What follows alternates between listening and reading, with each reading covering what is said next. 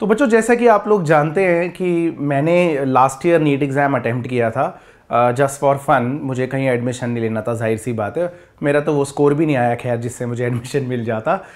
बस मैं ये देखना चाहता था कि क्या दिक्कतें बच्चे फील करते होंगे, क्योंकि मैंने बहुत बड़े बड़े टीचर्स, बहुत बड़े बड़े एडटेक के टीचर्स को मैंने बोलते हुए सुना कि भाई कट ऑफ पिछले साल हाई इसलिए रहा क्योंकि इस बात को आपको मानना पड़ेगा कि पेपर ईजी था।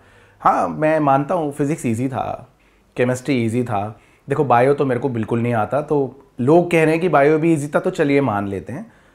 लेकिन फिज़िक्स ईजी था, केमिस्ट्री ईजी था, मुझे नहीं पता बायो का, लोगों के हिसाब से बायो भी ईजी था। बट पूरा नीट का पेपर बहुत डिफ़िकल्ट था। एक टीचर 20 साल से पढ़ा रहा होता है, एक सिंगल फिजिक्स का पेपर होता है, नीट का पेपर कन्वेंशनल होता है, जूलॉजी का, फिजिक्स का, केमिस्ट्री का सारा कन्वेंशनल सा पेपर होता है। 20 साल से पढ़ा रहे हो आप, 5:15 बजे आपके पास पेपर आता है, मस्त कैलकुलेटर लेके आप एसी रूम में बैठे सॉल्व कर रहे हो तो पेपर ईजी होता है।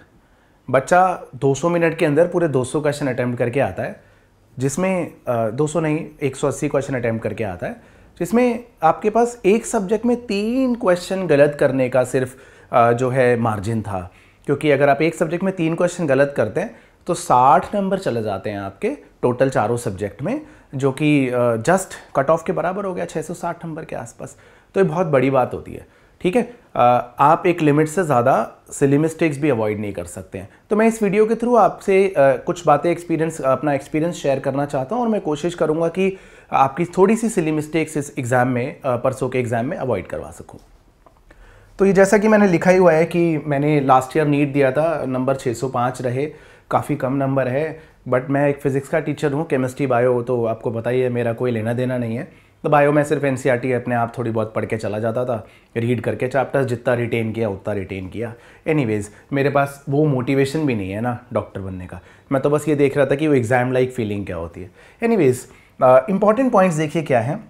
सबसे पहली बात मैं आपको बताता हूँ, मैं उन बच्चों को एड्रेस करना चाहता हूँ जिनके अभी 550, 560, 570 नंबर आ रहे हैं। तो मैंने जाहिर सी बात है कोई भी क्वेश्चन प्रैक्टिस नहीं किया था बायो का, एनसीईआरटी रीड करी, अंडरलाइन करी, थोड़े नोट्स बना लिए थे, एक भी क्वेश्चन प्रैक्टिस नहीं किया था। ठीक है, मतलब मेरा अपना रीज़न है, आप समझ रहे हैं कि मुझे एडमिशन नहीं लेना कहीं भी, ठीक है। एनीवेज, उसको छोड़ते हैं मेरी बातों को। तो 3 दिन पहले मैंने एक ऐसे ही पेपर अटैम्प्ट कर लिया और 80-90 नंबर आए थे भाई जूलॉजी में। ओरिजिनल पेपर में 165 आए। मेरे से बॉटनी के बारे में कोई नहीं पूछेगा, ठीक है। Don't ask me about botany. मैंने 2 बार पेपर दिया, उसमें मेरे फिजिक्स में ऑलमोस्ट 175 टाइप आए, एक आध सिली मिस्टेक तो मैं हमेशा ही करता हूँ जीवन में। केमिस्ट्री में दोनों बार मेरे 170 आए। ये 2024 के बॉटनी ने मुझे धोखा दे दिया, 80-90 नंबर मेरे बॉटनी में ही कट गए। 15-16 क्वेश्चन के आसपास मेरे बॉटनी में गलत हो गए। तो बॉटनी की फाइनल रिवीजन बहुत मैटर करता है भाई लोगों। Cell cycle, cell division, biomolecules, ecology सबसे इजी लगते थे, सारा याद था, बट सारे क्वेश्चन उसी के गलत करके आया। एनीवेज, तो ये समझ के चलिए कि आपका स्कोर बहुत तगड़ा आ सकता है, ऐसा नहीं है। पेपर ना कन्वेंशनल होता है। हम जो बहुत सी कोचिंग सेंटर्स का पेपर देते हैं, ठीक है, कहीं का भी पेपर देते हैं, तो उन पेपर्स को ना कुछ बायस्ड बनाया जाता है। लोग ये दिखाने के लिए, देखिए मैं क्या पढ़ा रहा हूँ, वाओ क्या पेपर बना रहे हैं, हमारे यहाँ का पता नहीं क्या टीचिंग लेवल है, पढ़ाया कुछ भी ना हो चाहे, बट हमारा ये लेवल है, हमारा वो लेवल है। बट पेपर नीट का काफ़ी कन्वेंशनल होता है। ज्वाइंट्स का क्वेश्चन मैच दी फॉलोइंग 2023 में भी आया था, है ना। आप जानते हैं बॉडी के अंदर जो जॉइंट्स की मैच दी फॉलोइंग, कहाँ कैसा जॉइंट पाया जाता है, और वो 2024 में भी आया, मोर और लेस सेम था, बस एक ऑप्शन मैच करने से ही आंसर आता था। समझ रहे हैं आप, ठीक है। तो मैं अपने बारे में बताता हूँ। देखिए, एक सबसे पहले आपको बात याद रखनी है कि जिस दिन आप जा रहे हैं आपको वाटर इनटेक का ध्यान रखना है, ठीक है। पानी बहुत ज़्यादा भी नहीं पीना, बहुत कम भी नहीं पीना, और लाइट फूड ले लीजिएगा। आलू के पराठे और दही प्लीज़ अवॉइड करिएगा, क्योंकि मैं नहीं जानता, मैं एक बार कुछ 10 साल पहले क्रैश कोर्स पढ़ा रहा था और बच्चों ने ब्रेक में बोला कि सर लस्सी पी लीजिए, कहीं से आलू के पराठे लस्सी आ गई, आलू के पराठे घर से आए थे, लस्सी आ गई। उसके बाद सेकंड क्लास में मतलब आंखें बंद होकर के गिरे जा रहे थे बच्चे भी और मैं भी। एनीवेज, मैं विटामिन बी कॉम्प्लेक्स भी लेके गया था, वाटर सॉल्युबल होता है। B12 साइनोकोबैलेमिन जो है वो लीवर में स्टोर होता है, यूजुअली वाटर सॉल्युबल विटामिन है, तो आपकी एनर्जी मेंटेन करता है, अच्छा रहता है, आपको फ्रेश रखता है। मैं लेके गया था, आपको सूट करता है तो आप ले सकते हैं, कुछ नहीं होता हाइपरविटामिनोसिस एक दिन से, और वैसे भी विटामिन बी से नहीं होगा। एक सबसे इंपॉर्टेंट बात है, आपका सब्जेक्ट का ऑर्डर बहुत मैटर करता है। मैंने जो फॉलो किया था वो था बायो, फिजिक्स और केमिस्ट्री। बायो बिल्कुल नहीं आती थी, तो बायो में दिमाग लगा लगा के एलिमिनेशन कर करके क्वेश्चन करता था। तो सबसे पहले बायो करता था फ्रेश माइंड से, उसके बाद फिजिक्स करता था, फिर क्योंकि केमिस्ट्री थोड़ा सा ऐसा होता है कि इनऑर्गेनिक ऑर्गेनिक आपको सॉल्व नहीं करना होता, फिजिकल केमिस्ट्री के चैप्टर्स हैं थोड़े से, बस उसमें ही न्यूमेरिकल होता है, तो केमिस्ट्री थोड़ा इजीली अटेम्प्ट हो जाता है 40-50 मिनट के अंदर ही, 40 मिनट के अंदर मेरे से केमिस्ट्री हो जाता है, ठीक है। और दोनों बार मेरे केमिस्ट्री में 170-175 टाइप नंबर आए हैं, फिजिक्स में भी ऐसे ही आए 175 टाइप, ठीक है। अब आप एक बात समझिए कि एक और इंपॉर्टेंट बात है, ये ऑर्डर मैटर करता है। आप जो ऑर्डर मैटर अभी तक करते आ रहे हैं उसी ऑर्डर को आप फॉलो करिए, जिस ऑर्डर को आप करते आ रहे हैं अभी तक उसी ऑर्डर को फॉलो करिए, पेपर देख करके अपना ऑर्डर मत चेंज करिएगा उस दिन, ठीक है। जिस सब्जेक्ट से बहुत ज़्यादा डर लगता है, अगर आपको फिजिक्स से डर लगता है तो उसका पूरा पेपर पलट पलट के नजरें मत मारिएगा। क्वेश्चन नंबर 1 के बाद 27 देख लिया, 27 के बाद 43 देख लिया, 43 में दिमाग अटक गया, सेमीकंडक्टर का ये वाला सर्किट तो कभी देखा ही नहीं, तो क्या करें अब, नॉन आइडियल डायोड कैसे दे दिया, नहीं देखना आपको। आप एक एक क्वेश्चन अटेम्प्ट करते जाइए सीरियल ऑर्डर में, जिस सब्जेक्ट से डर लगता है उसकी बात करो, एक एक क्वेश्चन अटेम्प्ट करते जाइए, उसके आपको एमआर की मार्किंग जैसे भी करनी है वो करते जाइए। उसके बाद मैंने बताया ओएमआर फिलिंग बहुत मैटर करती है, तो ओएमआर फिलिंग के 2 ऑप्शन है, एक आप साइमल्टेनियसली क्वेश्चन अटेम्प्ट किया, आंसर आया, आपने मार्क कर दिया। एक होता है कि आपने 5-7 क्वेश्चन अटेम्प्ट कर लिए, एक पेज का अटेम्प्ट कर लिया, फिर उस पेज के ओएमआर आपने आंसर्स मार्क कर लिए, है ना। एक होता है कि आपने एट द एंड मार्क किया, तो मैं एट द एंड को तो खैर बिल्कुल भी फॉलो नहीं करना चाहता हूँ, क्योंकि मैंने एट द एंड इस बार करने की कोशिश करी थी, तो मुझे काफ़ी प्रॉब्लम हुई उससे। मैंने कुछ क्वेश्चंस में जैसे ऐसा भी होता है बायो के अंदर कि बोथ स्टेटमेंट 1 और 2 करेक्ट, एक बार ऑप्शन 1 होता है और अगले क्वेश्चन में बोथ स्टेटमेंट 1 और 2 करेक्ट ऑप्शन 3 होता है, तो अगर आप ध्यान से ना पढ़ें तो गलत मार्क हो जाता है। और आपने अगर एक बार पेपर पे गलत मार्क कर रखा है तो ओएमआर फिलिंग के दौरान आप दोबारा उसे चेंज करने का टाइम आपको नहीं मिल पाता है, मेरे को तो नहीं मिला था, राइट।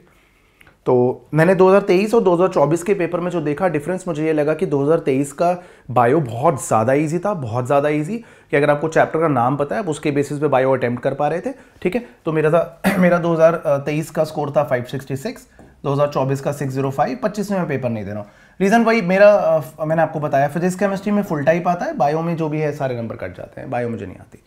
तो अब पॉइंट ये था कि ये वाला आप फॉलो मत करिए, ये अगर आप बेटर ऑप्शन है कि आप साइमल्टेनियसली भर दीजिए, बट अगर आपको कहीं भी क्वेश्चन में अगर 1% भी डाउट है तो उसे छोड़ दीजिएगा, क्योंकि ओएमआर भरने के बाद चेंज नहीं होता।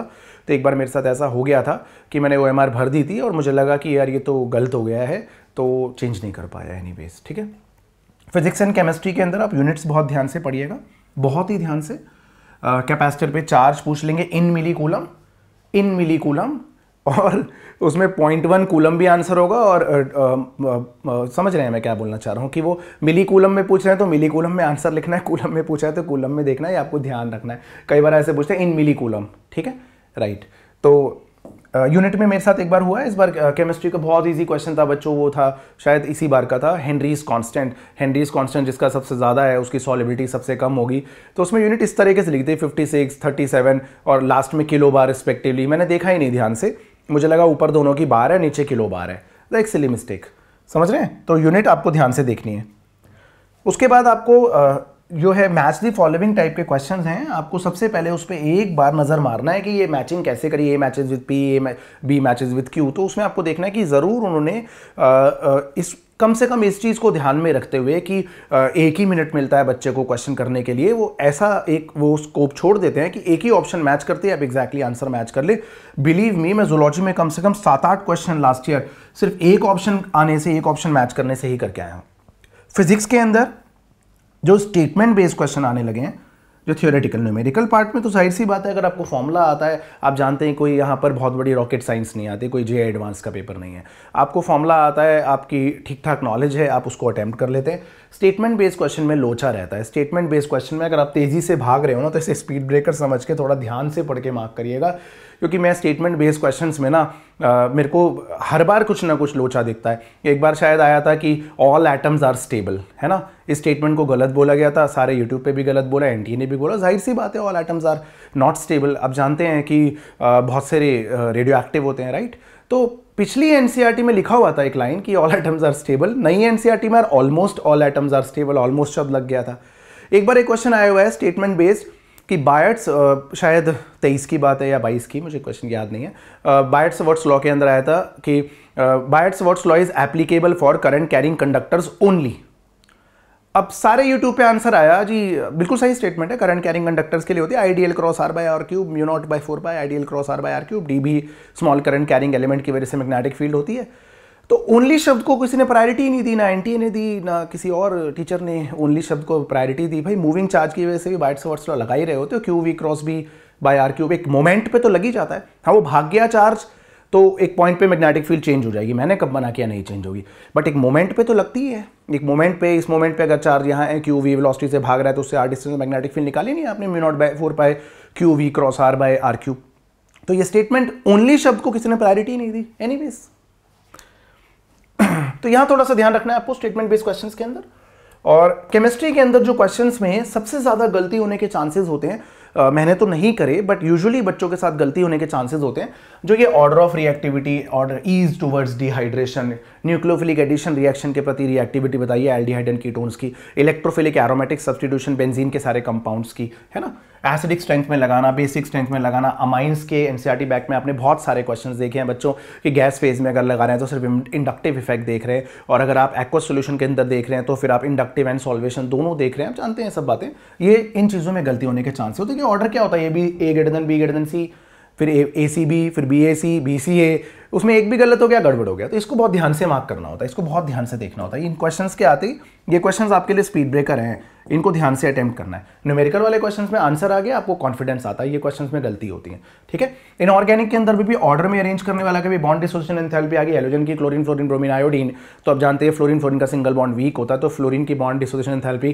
क्लोरीन से तो वीक है ना, तो यहाँ पर कम है, तो क्लोरीन की बॉन्ड डिसोसिएशन एंथैल्पी हेलोजन में सबसे ज्यादा हो जाती है। जानते हैं आप ये बात, है ना। डी ब्लॉक एलिमेंट्स में आप थोड़ा कलर वलर याद रख लीजिएगा, कई बार ऐसा भी होता है कि कलर बेस्ड क्वेश्चन आ गया, कंपाउंड का कलर दे दिया आपको, कंपाउंड ही नहीं पता। क्वालिटेटिव क्वांटिटेटिव में गलती होने की बहुत बहुत बहुत बहुत ज़्यादा चांसेस होते हैं, तो आप उसको एक बार रिवाइज करके जाइएगा।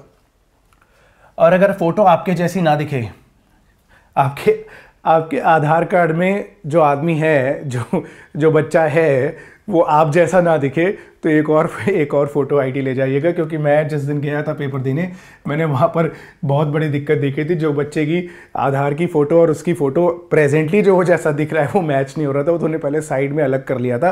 उन्होंने बोला था हम पूछते हैं फ़ोन करके एनटीए में, हालांकि किसी ने कुछ पूछा नहीं पूछा मुझे नहीं पता, एग्ज़ाम सबने दिया, बट पैनिक तो होता ही है, ठीक है। और अलार्म मत लगाइएगा लास्ट डे के लिए, लास्ट डे अपनी नींद उठिएगा, है ना। ऐसा नहीं है सुबह 6 बजे का अलार्म लोग लगा के उठ गए, 4-6 घंटे की नींद ले ली, हाँ ठीक है मुश्किल है थोड़ा सा, बट आराम से नींद लेके उठिएगा। और ये जो फैक्ट बेस्ड चीज़ें हैं ना, ये फाइसेलिया, मिएंड्रीना, ओबेलिया, गोर्गोनिया, एडैम्सिया, पेनेटुला, ठीक है, तो ये एनिमल किंगडम के एग्जांपल्स है जो लर्न करने वाली चीज़ें हैं। एक दिन पहले देख लीजिएगा, लास्ट डे मत रटिएगा, पेपर से पहले दिन अपने ब्रेन को थकाने की, पहले दिन नहीं, पेपर से जस्ट 2-4 घंटे पहले अपने ब्रेन को थका के मत जाइएगा। और be happy, believe in your self, आप अच्छा करके आएंगे, आपने मेहनत करी है तो आप डॉक्टर ज़रूर बनेंगे। एक इंसान की बीमारी को दूर करने से अच्छा टास्क दुनिया में कुछ भी नहीं है, ठीक है। All the best to all of you.